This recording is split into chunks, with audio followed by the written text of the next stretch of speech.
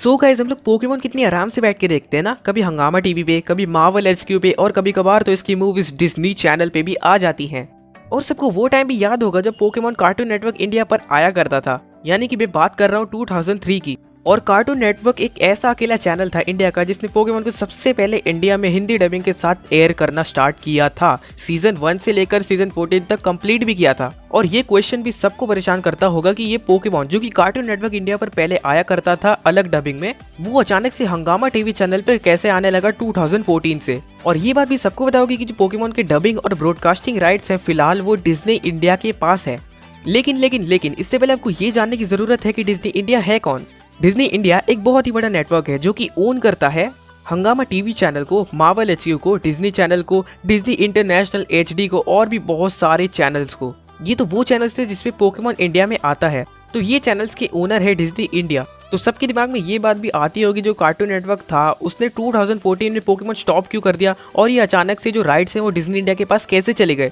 और हंगामा टीवी ने इसको 2014 से एयर करना स्टार्ट भी कर दिया सीजन 1 से। और सबसे बड़ी बात, सब लोग एक्साइटेड होंगे कि इसका प्रोसेस कैसे हुआ था, यानी कि ये जो राइट्स हैं, डबिंग राइट्स, ब्रॉडकास्टिंग राइट्स और जितने भी राइट्स हैं वो कार्टून नेटवर्क के पास से डिज्नी इंडिया के पास तक पहुंचे कैसे, ये इस वीडियो का मेन हाईलाइट।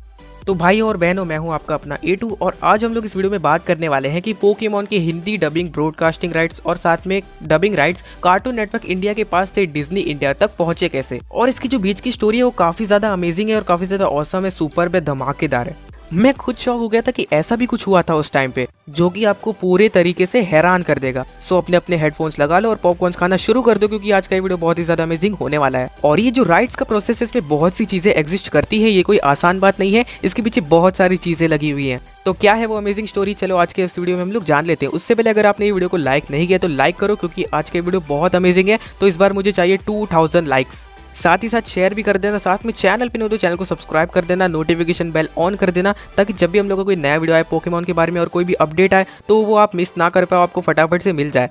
बस वीडियो चालू हो रही है 2 मिनट, बस एक छोटी सी अपडेट। ये हम लोग के चैनल का 100% रेशियो देखो, वीडियो के व्यूअर्स में से 100% में से 50% ऐसे लोग हैं जिन्होंने चैनल सब्सक्राइब किया हुआ है और वो हमारी वीडियोस को एंजॉय कर रहे हैं। तो उन सभी को बहुत ही बड़ा थैंक यू। लेकिन एक चीज मुझे बिल्कुल अच्छी नहीं लगी, ये नॉट सब्सक्राइब वाले जितने भी पोकेमॉन फैंस हैं जिन्होंने सब्सक्राइब नहीं किया है और वो वीडियो देख के ऐसे चले जाते हैं। तो देख लो भाई, मैं प्रूफ दिखा रहा हूँ, ये रेशियो देख लो आप लोग। 49.2% यानी कि लगभग 50% लोग ऐसे हैं जो कि डायरेक्ट वीडियो देख के चले जाते हैं और सब्सक्राइब नहीं करते। तो अभी जाके सब्सक्राइब कर दो यार, कितना टाइम लगता है। साथ में इंस्टाग्राम पे फॉलो कर लेना, ID है @anime.assemble, link is in the description.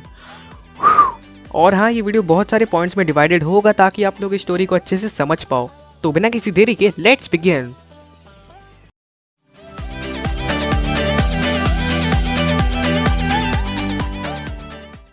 Pokemon on cartoon network India 2003 की बात है। पोकेमॉन कार्टून नेटवर्क में पहली बार आया था सीजन 1 से और बाकी शोज के मुकाबले ये एक इंस्टेंट हिट साबित हुआ, यानी कि सभी शोज में से ये बहुत जल्दी पॉपुलर हो गया। तो इसके अलग अलग सीजन्स भी जल्दी एयर होना स्टार्ट हो गए थे कार्टून नेटवर्क पे। हाउएवर 2011 में पोकेमॉन को कार्टून नेटवर्क ने अचानक से स्टॉप कर दिया और उसे शिफ्ट कर दिया अपने सिस्टर चैनल पोगो पर, जहाँ पे हम लोग को डायमंड एंड पर्ल सीरीज देखने मिली थी। अब मजे की बात ये थी कि 2014 में अचानक से कार्टून नेटवर्क ने उसे अगेन एयर करना स्टार्ट कर दिया और वो लेकर आया Pokemon season 14 black and white. लेकिन सब कुछ पहले जैसा नहीं था।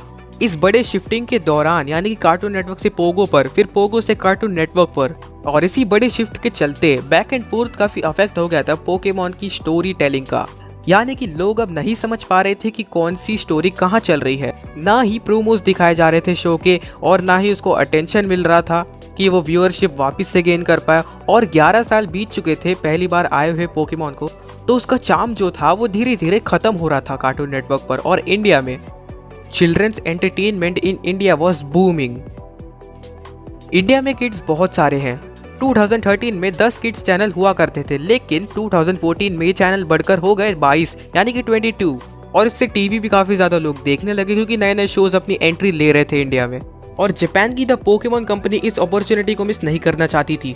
तो होना क्या था, उन्होंने trading cards, movies, comics, toys जो कि इंडिया में पहले सेल नहीं हो पाए थे सही से, उन्हें वापिस से सेल करने की सोची बिना किसी गलती के, जैसा कि उन्होंने पहले कर दिया था। एंड ऑफ कोर्स इस बार एक पूरा ऐसा जनरेशन था चिल्ड्रन का, यानी कि बच्चों का, यानी कि हम लोग की बात हो रही है यहाँ पे, हाँ आपकी और हमारी। एक पूरा ऐसा जनरेशन था जिसने अभी भी पोकेमॉन नहीं देखा था, क्योंकि कार्टून नेटवर्क को आए हुए बहुत टाइम हो गया था पोकेमॉन लाए हुए। तो जो नए किड्स थे उन्होंने पोकेमॉन अभी भी नहीं देखा था। तो होना क्या था, पोकेमॉन कंपनी ने डिसाइड किया कि वो ओल्ड कंटेंट को वापस सीजन 1 से एयर करेंगे इंडिया में, जो कि कार्टून नेटवर्क ऑलरेडी कर चुका था। 2003 से स्टार्ट किया था उसने सीजन 1 और 2014 में सीजन 14 पे थे वो लोग। Pokémons second coming.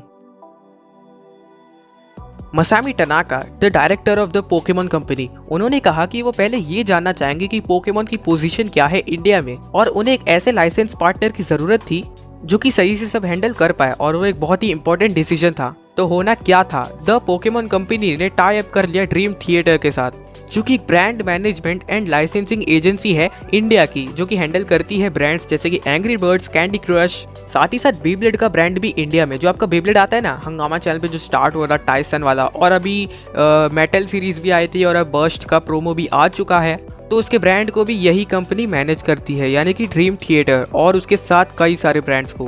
Pokemon company invest कर रही थी नया कंटेंट बनाने में, वहीं पर ड्रीम थिएटर रिस्पॉन्सिबल थे इसी नए कंटेंट को लाइसेंसिंग और मर्चेंडाइजिंग करने में।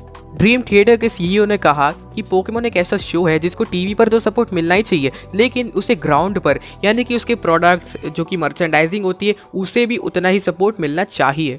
ड्रीम थिएटर के सीईओ पहले कार्टून नेटवर्क इंडिया के लिए काम कर चुके हैं पोकेमॉन के लिए, तो उन्हें भी बहुत ही अच्छी खासी नॉलेज थी इस एनिमे के बारे में।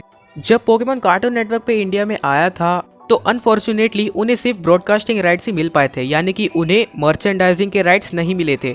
जैसे कि जो सामान बाहर सेल होता है पोकेमॉन के, जैसे कि tiffin boxes, lunch box, books, toys और जितनी भी कलेक्शन थी मर्चेंडाइज की, उनके राइट्स उन्हें नहीं मिले थे। तो जितनी भी ये प्रोडक्ट सेल होती थी कार्टून नेटवर्क के टाइम पे जब पोकेमॉन वो ब्रॉडकास्ट करते थे, तो ये सब पायरेटेड होती थी क्योंकि ये कोई ऑफिशियल नहीं थी।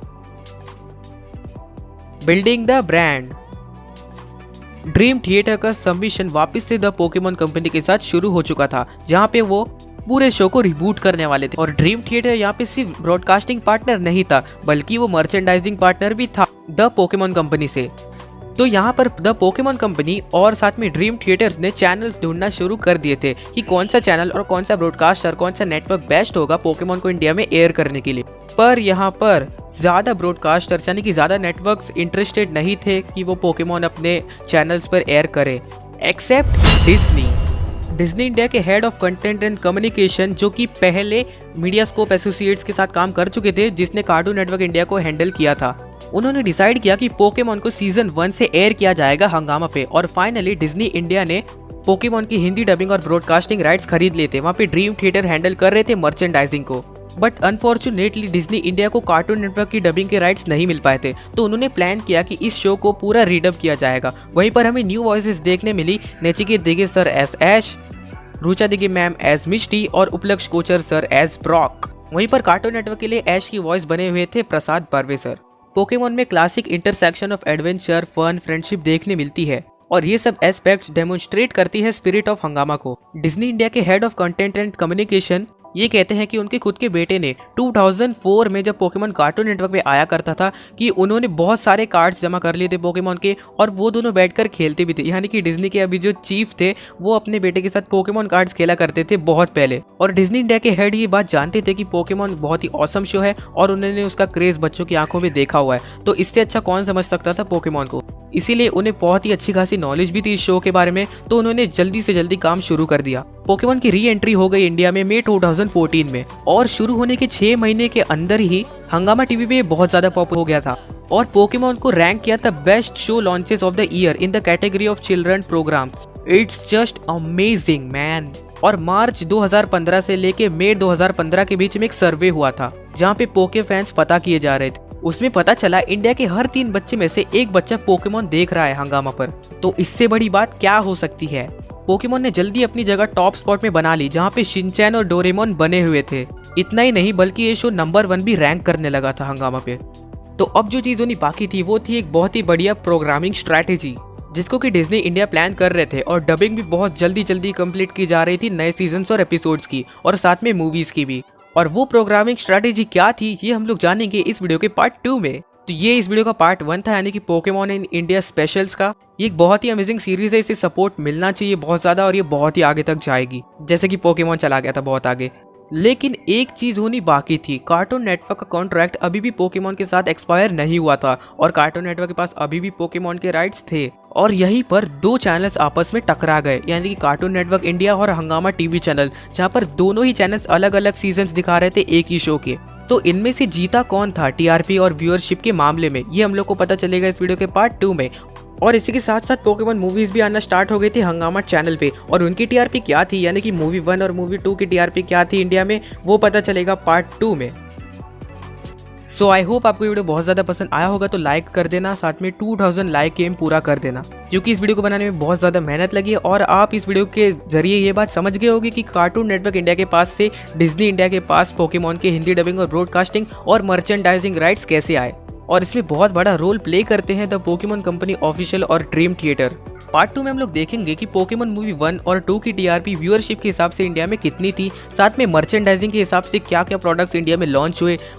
ड्रीम थिएटर के पास मर्चेंडाइजिंग राइट्स थे, तो उसने कौन कौन से प्रोडक्ट्स लॉन्च किए इंडिया में और उनसे कैसे शो को सपोर्ट मिला। और कार्टून नेटवर्क और हंगामा जब आपस में टकरा गए थे तो कौन जीता था ये भी जानेंगे। तो आई होप आपको ये पूरी सिंडिकेशन की कहानी पसंद आई होगी, तो और पसंद आई तो लाइक कर देना, शेयर कर देना, सब्सक्राइब कर देना चैनल को ऐसे अमेजिंग कंटेंट के लिए। और हाँ, एक टिप देना चाहूँगा, आप सबने ये वीडियो के जरिए तो ये जान लिया होगा कि कितनी मेहनत लगी थी पोकेमॉन को इंडिया में वापस लाने के लिए, और इसका क्रेडिट जाता है डिज्नी इंडिया को, पोकेमॉन कंपनी को। तो हमें बार बार बच्चों के जैसे जिद नहीं करनी चाहिए कि प्लीज़ ब्लैक एंड वाइट ले आओ, ब्लैक एंड वाइट क्यों नहीं आ रहा है, ये सीज़न लाओ वो सीज़न लाओ, क्योंकि आपने देखा होगा कि पोकेमॉन इंडिया में ख़त्म ही हो गया था लगभग, पर डिज्नी इंडिया ने उसे वापस से एक बार जो है लॉन्च किया और इतनी टीआरपी उसकी बढ़ाई, और उनके बिना हमें ये शो कभी देखने नहीं मिलता। तो हमें उनको थैंक्स कहना चाहिए, ना कि ये जिद करते रहनी चाहिए कि नया सीज़न लाओ, ये लाओ वो लाओ। खैर, नया सीज़न तो वो लोग ले ही आएंगे और हम लोग आपको अपडेट्स देते रहेंगे उसके। As you all know, Pokemon की 17 और 18 यानी कि XY सीरीज की मूवीज की भी डबिंग हो चुकी है। हाँ, पार्ट 2 में हम लोग ये भी जानेंगे कि डिज्नी इंडिया ने क्या क्या गलती की जिसकी वजह से पोकेमॉन की टीआरपी डाउन चली गई थी और कैसे वापस से टीआरपी एकदम हाई हो गई। सो आज के लिए इतना ही। आई होप आपको वीडियो पसंद आएगा। सो मिलेंगे आपसे नेक्स्ट वीडियो में, जब तक के लिए ट्रू पोकेमॉन और एनिमे फैन बने रहें।